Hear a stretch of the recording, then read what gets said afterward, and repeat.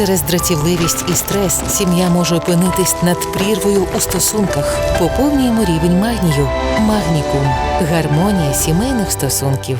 Легіон «Свобода Росії» тепер тримає під контролем ще один населений пункт Тимчасової Федерації.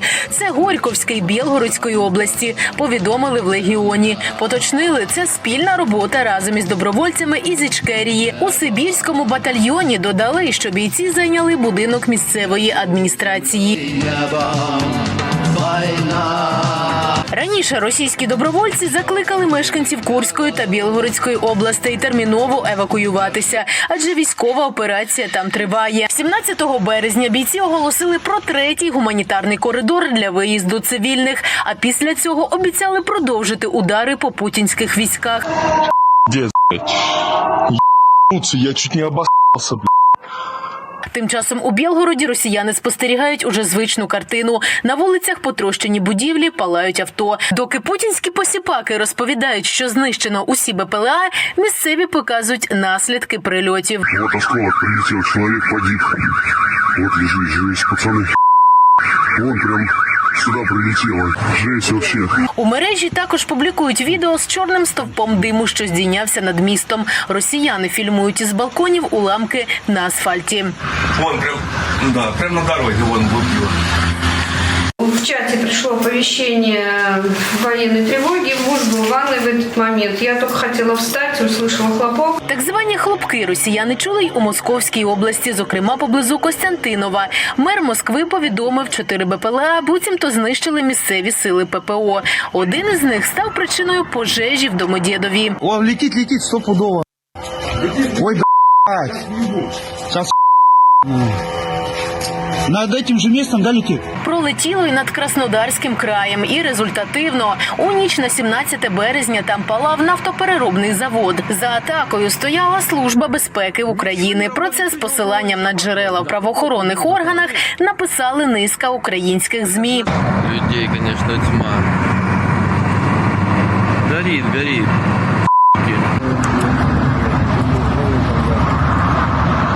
Короче, Ильский МПЗ говорит, это уже 7-й. До окупантів летять не лише звичні БПЛА, а й своєрідні бюлетені. Адже влада Путіна нині завершує фарс під назвою «Вибори». Наші прикордонники не змогли оминути це дійство і надіслали на територію агресорки запальний бюлетень.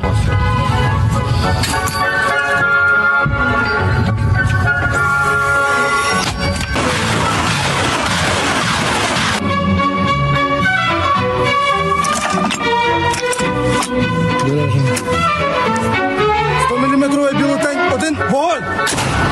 Вітаємо з виборами. Наш голос за 120.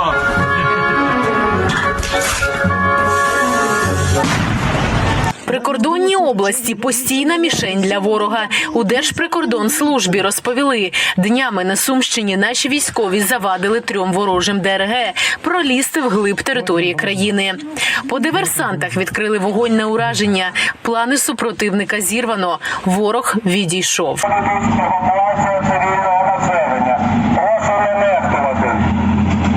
16.03, 24-й, Велика Пустирівка, евакуація людей.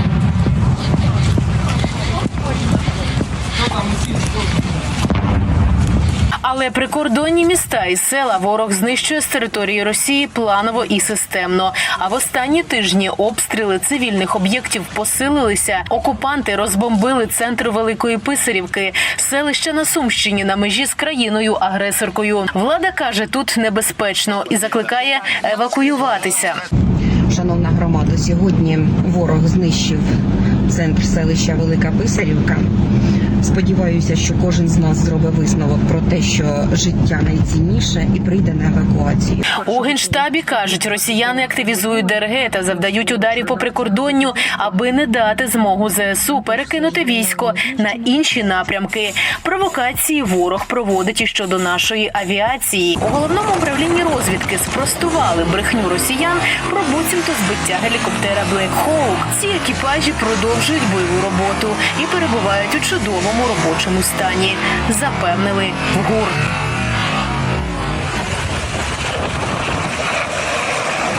Ганна Рибалка, 5 канал. 25 разів. Стільки спроб за добу здійснила російська армія, щоб прорвати оборону наших військ на Новопавлівському напрямку, звітує Генеральний штаб ЗСУ. Понад 60 бойових зіткнень з ворогом на полі бою відбулося протягом доби. Армія РФ здійснила 2 безуспішні штурми позицій наших сил оборони на Куп'янському напрямку. Невдалими були й 11 атак окупантів на Авдіївському відтинку. Їх ЗСУ відбили в районі Бердичів, Тоненького, Первомайського, Орлівки, Олександрополя та Невельського Донецької області. Протягом доби авіація Сил оборони завдала ударів по 6 районах зосередження особового складу, озброєння та військової техніки противника. Нібито атака дрона, нібито знищений гелікоптер. Сепаратисти невизнаного Придністров'я повідомили, що на військову частину в Тирасполі буцімто прилетів дрон «Камікадзе». Оприлюднили фото та відео пожежі і знищений борт. На цю інформацію вже відреагували у Бюро реінтеграції Молдови. Кажуть, цитую, влада Кишинева в контакті з українською стороною не підтверджує жодних нападів на Придністровський регіон. Кінець цитати. Також після вивчення відео зазначили, що цей інцидент є спробою спровокувати страх і паніку в регіоні. А військова техніка, яку начебто знищено внаслідок атаки дрона «Камікадзе», не працює уже кілька років. В нашому ГУР згодом заявили, це російська провокація. Нагадаю, сепаратисти так званого Придністров'я – це маріонетки Кремля. Вони нещодавно зверталися до Путіна, просили захистити від тиску легітимної влади Молдови. 8 ударів безпілотників та ще 2 обстріли з важкої артилерії пережила Нікопольщина, повідомляє голова Дніпропетровської обласної військової адміністрації Сергій Лисак. Через ранкову атаку 5 людей постраждало. У Нікополі пошкоджені 5-поверхівка, об'єкт інфраструктури, заправка та вантажівки. Понівечені приватний будинок, господарська споруда та лінія електропередач у Мирівській громаді. З командиром полку «Цунамі» бригади Нацполіції «Лють» Олександром Гостіщевим попрощалися у Дніпрі. Він загинув під час ракетного удару окупантів по Одесі 15 березня. Олександру був 41 рік, він родом із Дніпра. За Україну воював із 2014 року бійцем батальйону «Дніпро-1». Став командиром роти, брав участь у боях на Донеччині.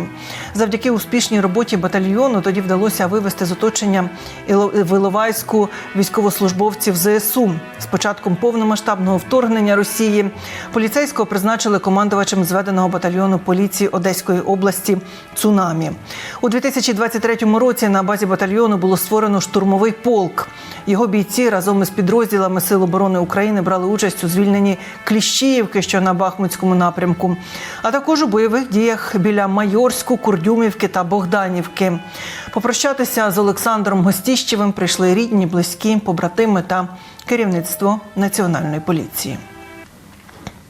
На 74-му році життя після хвороби помер український політик Геннадій Москаль. Він умів сказати гостре слівце і був відомий тим, що не завжди добирав слів у публічному просторі. Геннадій Москаль на початку кар'єри працював на різних посадах у міліції на Буковині, очолював міліцію на Закарпатті, а потім боровся з бандами криміналітету у Криму. На півострові він керував міліцією. На початку 2000-х очолив Закарпатську ОДА, згодом керував Луганською областю. Був заступником голови СБУ, у Раді був депутатом 6-го та 7-го скликань. Уже після початку війни знову керував спочатку Луганською, а потім Закарпатською областями на посаді голови ОДА. У соцмережах чимало дописів від колишніх високопосадовців, журналістів, політиків, які знали та працювали з Геннадієм Москалем. Його згадують як патріота та професіонала, прямолінійну людину.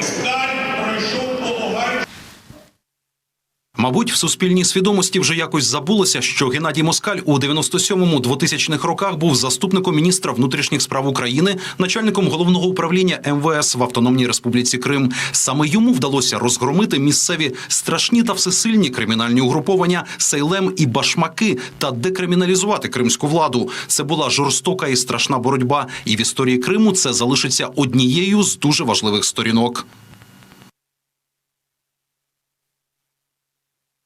важко знайти в Україні людину, яка не знала б Геннадія Москаля. Він був не просто яскравою і талановитою людиною. Геннадій був та залишається відданим патріотом України. Москаль не тільки вмів влучно підібрати слова, а й так само ефективно долав усі виклики, які з'являлися протягом його життя, з розумом і гумором, який обеззброював опонентів. Він був ефективним керівником, де б не працював, що в Міністерстві внутрішніх справ, що на Закарпатті, що на Луганщині. Вічна пам'ять, співчуття родині та близьким. Давайте згадаємо, яким був Геннадій Москаль, його цитати, які стали мемами в інтернеті. Ідіть домой, я сказав. Ні, хлопці, ну це теж хуйня. У магазин не розрішають завести хліба, а от ето сидить по всьому селу. То як воно на парашуті тут упало? Нахуй ми будуємо ці фортифікаційні споруди? Зачем ми ставимо блокпости? Так а ну скажи мені, я в этой Тошковці, мені вже стидно, що нельзя окна сюди поставити. То пи***ли денег нет. Деньги есть. Где окна на Тошковці?